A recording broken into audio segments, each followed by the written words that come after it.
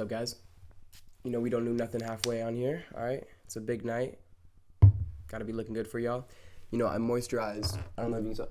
I did moisturize before this, showered, all that. So today, I just wanted to have an honest discussion on my personal thoughts and opinions on the different categories of the Grammys. And we're only going to be going over categories I care about, okay? So you can look in the timestamp below to see which ones I'm going to talk about. We're only going to be talking about ones that I have knowledge on. But with that being said, I do have knowledge on these categories. Of course, I'm a musical genius, all right? Beethoven, come holla at me. But I have not listened to every single song, every single album on every single one of these categories, all right? So don't get mad at me, okay? I wanted to get this video out to you as fast as possible because I know you're craving it, okay? So just respect that I'm telling the truth. And, if you want to hate, that's okay, but respect the truth. That's all I ask. All right, so starting with the best rap album. I'm being honest, I did not listen to the Common album, okay? I didn't even know bro was still making music or honestly alive. I love Common, though. Great songs from the early 2000s, but I'm not going to listen to this. I apologize. With that being said, My Dot Delete Later is my clear pick here over all these albums. I haven't listened to the Doechii album. I've listened to a couple songs off it. I've heard really great things. That is definitely on my list to listen to after this video, but My Dot Delete Later is the clear winner here. I apologize if y'all think differently. So of course, let's get into the snubs. Okay, Blue Lips, Dark Times, Denzel Curry's King of the Mischievous South too, okay? And the one I see the most people talking about is Blue Lips, okay? People really like Blue Lips. I like Blue Lips, maybe not as much as everybody else. I have been bumping it lately, actually, especially. It's kind of grown on me. But I think the will of the people was that Blue Lips should be on here, and that I agree with. I think I personally prefer the Denzel Curry album, but I think Blue Lips as an album, I don't know if this makes sense, but it makes more sense for Blue Lips to be on here versus King of the Mischievous South 2, even though I like that album better. But from what's here, I think My Not Delete Later is the best rap album by far. All right, best rap song, Not Like Us Sweeps. I honestly don't even need to say anymore. Okay, you know the point. You get it. Okay, you understand. It's the best. It's like the song of the year. All right, cultural, musically, this is Kendrick's year. I do not need to say anymore. Not Like Us. It's a banger, okay? Best rap performance. And this is more like, okay, it's not like just which is the best song musically, like what song has the best technical rapping performance, right? And if that's what they're looking for, the Doechii song is the best. If we're being entirely honest with ourselves. Nissan Altima, which by the way, incredible name for a song, okay? Love that from her. And while I haven't listened to the entire album, this song bangs, bro. The lyrics, the flow, everything on, some of these one-liners she's pulling out are just magnificent. She deserves to win the award based off the Madonna bar alone, okay? That's genius.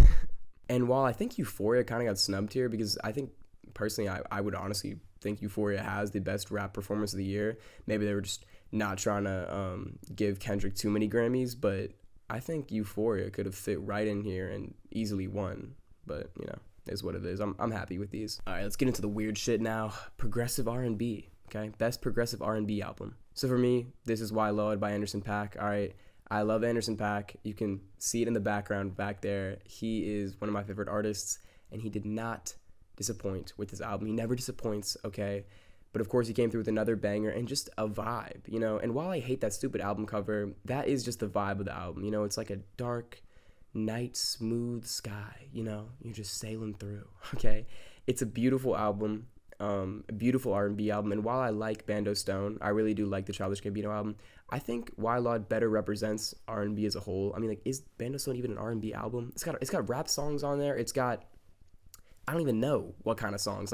What genre is that? I wouldn't call it R&B, to be honest. Maybe I'm just an idiot, but yeah, for me, this is Why Lord, easily. All right, best dance/electronic recording. So I love a lot of these songs, but no song for me is more of a groove, is more of a transcendent listening experience than Never Ender from Hyperdrama. Okay, the productions on this thing, the Tame Impala vocals, everything about this might be my song of the year, which I'll talk about later, how it kind of got snubbed. But this is a just complete, grand, magnificent, transcendent, I think I already said that, I'll say it again, experience. This song is an experience, okay? If you don't get up and start fucking dancing from this, I don't know what's gonna get you to dance, bro. I genuinely don't. I apologize, okay? This is dance music. This is the shit that you dance to, bro. God, I love that song. At the same time, I wouldn't mind Witchy winning. I like that. It's cool.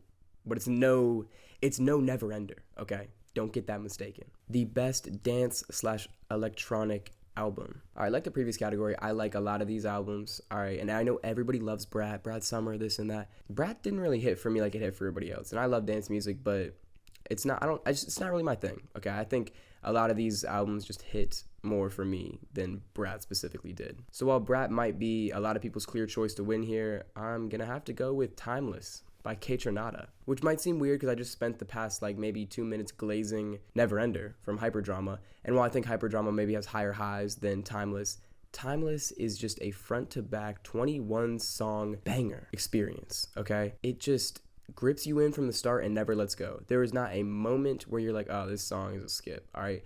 Every song, and I hate bloated albums. I'll be the first to say I hate them, okay? But somehow it just pulls off this punchy kind of aspect where it's like you got 2-minute song, 3-minute songs. You never get tired of a song because you always got a banger right around the corner, okay? And this is an album that makes you just want to dance. I was talking about songs that make you want to dance before. This whole album, you could just be dancing to this for an hour straight, all right? This is just such a great, smooth album, and Kaytranada deserves this. All right, Song of the Year. Now, like I said earlier, I'm pretty sure my Song of the Year, if I had to choose, would be Neverender. Of course, it's not on here. So, but I think if we're being realistic and I'm taking my own personal favoritism out of the question, Not Like Us does deserve to win 2024 Song of the Year. And while I think we're missing some crucial R&B and dance representation in this category, I think it's clear that Not Like Us is the song. You know, it's got the cultural impact, like I said earlier. It's got the musical ability, okay? It is just the song you're going to think of a decade from now when you think of 2024. Like, personally, I kind of like Please, Please, Please better than Not Like Us. I love Sabrina Carpenter. Don't get me wrong, okay? Like, it might be a better song in my opinion, but if we're looking at this objectively, Not Like Us has to win. This is Kendrick's year, and Kendrick deserves to win on his biggest song of the year. All right, finally, the album of the year. And honestly, I don't have a sway on this. None of my favorite albums are in this category. I really could care less who wins. Personally, I think it should go to Brat. I think that's probably the best out of all of these albums here, even though I said earlier it didn't really hit me as hard. I think out of the albums presented, though, it is the best one. Honestly, maybe by far. I love Sabrina Carpenter. I love Billie Eilish. I think they have great hits, okay? But their albums as a whole don't really click for me, all right? They're just kind of boring, okay? Although Please, Please, Please is a banger, okay? Don't get that mistaken. But I think Timeless was robbed here. I think Hyperdrama was robbed here. Personally, I think Blue Lips should have been here too. I know I said Might Not Delete Later might be my best rap album of the year. I don't know. I could see Blue Lips fitting in better with these albums. It seems more like an album of the year contender than Might Not Delete Later does, even if I might prefer Might Not Delete Later. I know that doesn't really make a lot of sense, but yeah. Anyways, that is my honest discussion about the Grammy nominations this year. I hope y'all enjoyed this style of video. I'm trying to mix it up a little bit. We'll see how it works. But I love y'all. Thank you. Goodbye.